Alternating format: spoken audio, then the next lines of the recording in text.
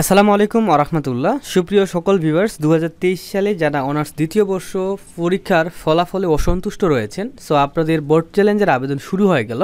তো আজকের ভিডিওতে আমরা দেখাবো যে আপনারা কিভাবে আবেদন করবেন এবং কত টাকা লাগবে, আবেদনটি কবে শুরু কবে শেষ হবে, কাগজপত্র কি কি লাগবে, কোথায় কি জমা দিতে হবে। তো চলেন আজকের ভিডিওটি শুরু করা যাক, আর ভিডিওতে অবশ্যই একটা লাইক করে দিবেন।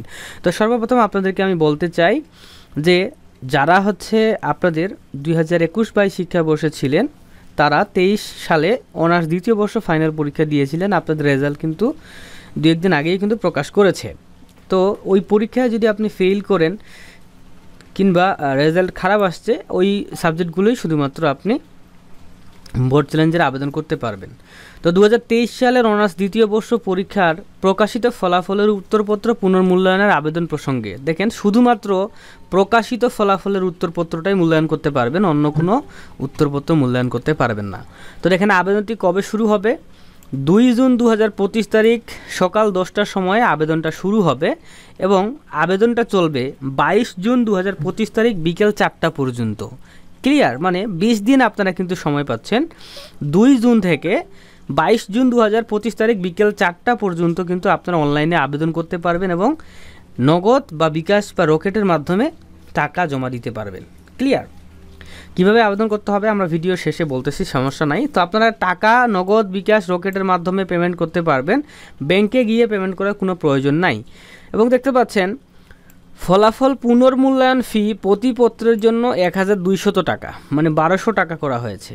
দেখতে পাচ্ছেন যে প্রত্যেকটা পত্রের জন্য 1200 টাকা করে চার্জ লাগবে এবং এই 1200 টাকা চার্জ তো নিবে, তার সঙ্গে কিন্তু টাকাটা যে আমরা পাঠাবো নগদ বিকাশ রকেটের মাধ্যমে, সেইটাতেও কিন্তু আপনাদের প্রায় 10 টাকার মতো বেশি চার্জ নিবে।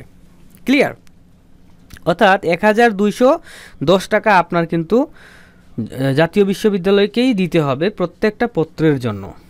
এখন মূল কথায় আসি যে স্ক্রিনে আপনারা যেই হোয়াটসঅ্যাপ নাম্বারটা দেখেছিলেন ভিডিও শুরুতে, ওই হোয়াটসঅ্যাপ নাম্বারে যোগাযোগ করলে আমরা আপনার আবেদনটি সুন্দর করে যত্ন সহকারে করে দিব এবং আপনাকে আমরা কিন্তু পেমেন্ট করার স্লিপ দিব, তারপরে কোন সাবজেক্টে আবেদন করলাম না করলাম এগুলোও আপনাকে আমরা সুন্দর করে কিন্তু পিডিএফ আকারে পাঠিয়ে দেব। ঠিক আছে?